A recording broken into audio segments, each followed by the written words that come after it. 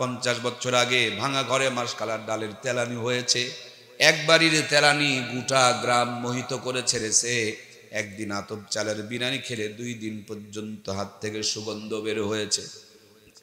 আপনারা আমার মূর্খ নানু আর দাদুরা মহাদেবপুর বাজার থেকে 5 টাকা 60 টাকা শেয়ার ইলিশের মাছ কিনে নিয়ে বাড়িতে এসেছেন পুকুরের ঘোলা পানি দিয়া।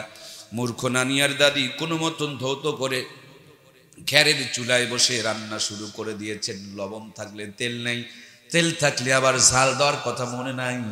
গুনগুন গুনগুন করে খেরের আগুন জ্বলে আর দরুদ শরীফ তেলাওয়াত করে, মাথায় কাপড় দিয়া বিসমিল্লাহ বলে সেই ইলিশ মাছ আর পান্তা ভাত প্লেটের মধ্যে দিয়েছে। একদিন ইলিশ মাছ আর পান্তা ভাত খেলে 3 দিন পর্যন্ত হাত থেকে সুগন্ধ বের হয়েছে। কথা বলুন ঠিক কিনা? সেই নানি দাদিদের স্মৃতিচারণে পহেলা বৈশাখ উদযাপন করছি আমরা। 6 টাকার কেজি ইলিশের মাছ 6000 টাকা দিয়ে সাগর থেকে আমদানি করে নিয়ে আসতেছি আমরা। নরমাল চুলা ভেঙে দিয়ে গ্যাসের চুলা ঢুকিয়েছি আমরা। সাধারণ মশলা বাতিল করে দিয়ে আধুনিক গুঁড়া মশলা ব্যবহার করছি আমরা। ভাঙা ঘরগুলোকে 5 তলা 7 তলা বিল্ডিং বানিয়েছি আমরা। মূর্খ নানি দাদিদের নাতনিদের গায়ে পাশ বিয়ে পাশ এমএ পাশ করিয়েছি আমরা। কত উন্নতি করেছেন গুণে শেষ করতে পারবেন না। 6000 টাকার কেজি ইলিশের মাছ রাঁধুনি গুঁড়া মশলা দিয়ে গ্যাসের চুলায় বসে ডিগ্রি পাস বউ রকমারি কায়দায় রান্না করে। রান্নার পর খাবার সময় নাকে নিয়ে চেক করতে হয় ইলিশ না সিলভার কাপ। কথা বলুন ঠিক কিনা? আগে কি সুন্দর দিন কাটাইতাম আমরা, আগে কি সুন্দর দিন কাটাইতাম।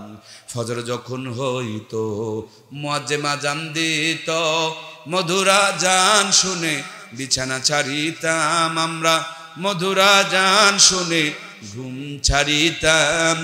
যতই থাকুক কাম আগে নামাজ পড়িতাম, হাজার থাকুক কাম আগে নামাজ পড়িতাম।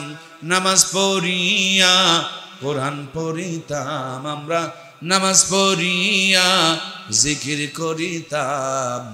আগে কি সুন্দর দিন কাটাইতাম আমরা, আগে কি সুন্দর দিন কাটাইতাম। জোরে বলুন মারহাবা। আমার প্রাণের ভাইয়েরা, এর পিছনে মূল কারণ রে বন্ধু, এত উন্নতি ছিল না কিন্তু কোরআনের তেলাওয়াত আর নবীর সুন্নতের আমল ছিল। কথা বলুন ঠিক কিনা? আজকে উন্নতি করতে করতে জাতি কোরআন সুন্নত থেকে দূরে সরে চলে গেছে। শান্তির পরিবর্তে অশান্তির আগুন দাও দাও করে দিনের পর দিন জ্বলে উঠতেছে। এই জন্য প্রিয় ভাইয়েরা আমার, লম্বা টাইমের কথা নয়, মূল কথা রে বন্ধু। যেই মাটির উপরে বসে আছেন এই মাটিকে যদি রাস্তায় দেন ধুলা হয়ে যাবে, এই মাটিকে পানিতে ফেলে দিলে কাদা হয়ে যাবে। কিন্তু এই মাটিকে সুন্দর করে খামিরা বানায়া ইটের একটা ফার্মায় ঢুকায়া রোদের মধ্যে কয়েকটা দিন শুকায়া ইটের ভাটায় দিয়ে যখন লিমিটেড টেম্পারেচার মেনটেন করে তাপ দিবেন, আগে ছিল মাটি, ইটের ভাটার থেকে বের করার সাথে সাথে হয়ে গেছে খাঁটি।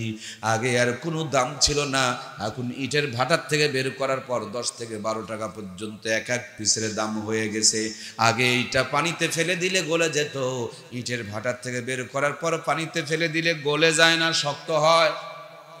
কথা বলছেন না কেন ভাই? গলে যায় না, শক্ত হয়।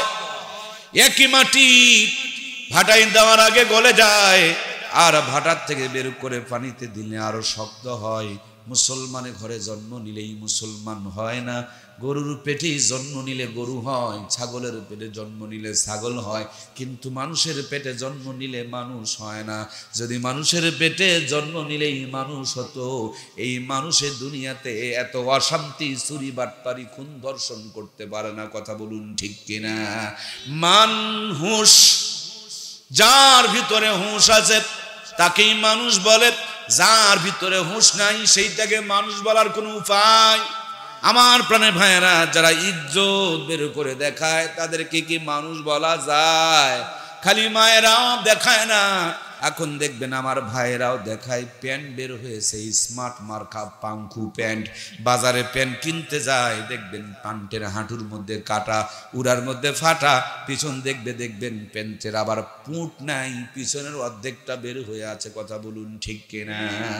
অল্প কিছুদিন আগে প্রধানমন্ত্রী এলাকা গোপালগঞ্জে গেছি, জার্নি করতে করতে বিরক্ত লাগছে, চার দোকানে বসে একটু চা খাচ্ছি, একটা এসি গাড়ি আসলো।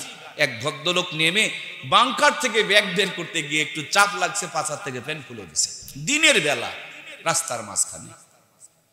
এরা নাকি বলে স্মার্ট। আমার ভাইয়েরা, খুলনা ফুলতলা একটা থানা আছে, 7 দিন ব্যাপী মাহফিল হয়।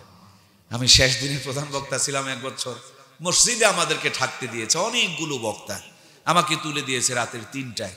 তো কোন বক্তা জানো কোন ড্রাইভারকে রাস্তার থেকে নিয়ে গেছে, স্মার্ট ড্রাইভার, মসজিদে থাকতে দিছে। পেছনে তো প্যান্টের পুট নাই, পাশা থেকে প্যান্ট খুলে গেছে, উনি জানেই না। আজ আমার ভাইদের যে করুণ অবস্থা, এদেরকে যদি মসজিদে নিয়ে যান, ওর তো নামাজ হবে না, বাকিদেরও নামাজ হতে দেবে না। এদের প্যান্টের পেছন দিকে তো ফুট নাই, জায়গা নাই, শর্ট। এদেরকে যদি জোর করে নামাজে নিয়ে যান, এরা রুকু আর সেজদাতে গেলে প্যান্ট পাছাতে খুঁজে পাওয়া যাবে, মসজিদের মধ্যে ন্যাংটা হয়ে মসজিদের পবিত্রতা নষ্ট করে দিবে। ইজ্জত বের করে দেখালে যদি ভদ্র হওয়া যায়, মাইন্ড করলেন নাকি? ইজ্জত বের করে দেখালে যদি ভদ্র হওয়া যায়, ভাইয়ের আমার, কুকুর তো চেনেন আপনারা, পিছন দিকে কি সুন্দর একটা নিঙ্গুর আছে, বলুন তো দেখি এইটা দিয়ে ঢাকা না ফাঁকা? আরে বাবা, ইজ্জত দেখালে যদি স্মার্ট হওয়া যায়, তোমরা তো কেবল স্মার্ট হচ্ছ, কুকুর বহু আগের থেকে স্মার্ট হয়ে আছে, কথা বলুন ঠিক কিনা? ইজ্জত বের করে দেখানোর নাম স্মার্ট আর ভদ্রতা নয়, এটা নোংরাপনা, বেহায়াপনা, লুচ্চাপনা, নষ্টাপনা, কথা বলুন ঠিক কিনা? সম্মানিত প্রিয় ভাইয়েরা আমার, জয়পুরহাটে 5 বিবি নামক একটা থানা আছে। অল্প কিছুদিন পর আসরের নামাজ পড়ার পর বের হলাম, হঠাৎ তাকিয়ে দেখে একটা কদুর ঝাংলা, কিছু কদু ধরে ধরে ঝুলতেছে, দেখে বড় ভালো লাগলো।